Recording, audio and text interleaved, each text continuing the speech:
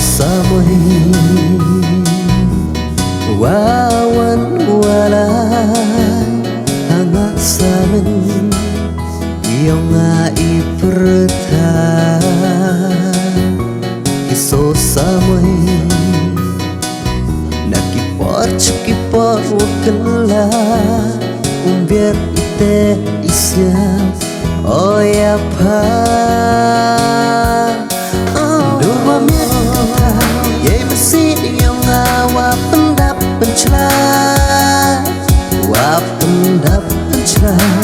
hey ni haperta umpwa aku duhai sawakan ula ye perto yang paham masih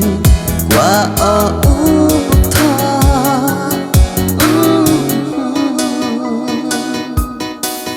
Dua miat kenta ye masih yang ngawa pendap pencela wa pendap pencela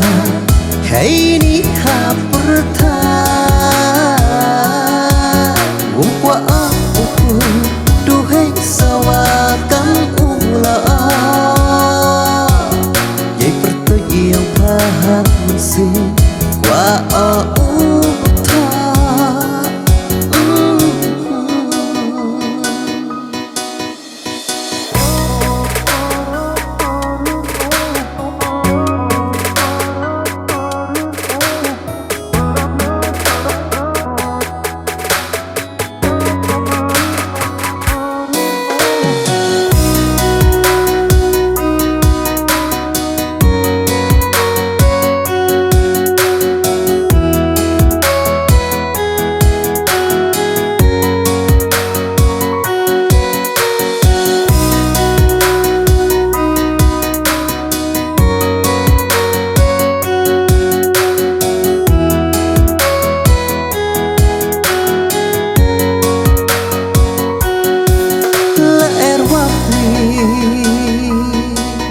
wawan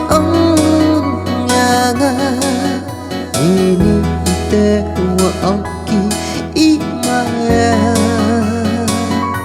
sotit ki hauni unot walong yonga wumi ang meling keidur iyang pa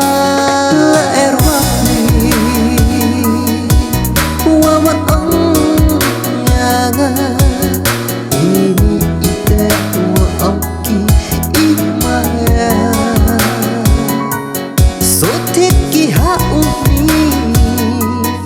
urot walong yonga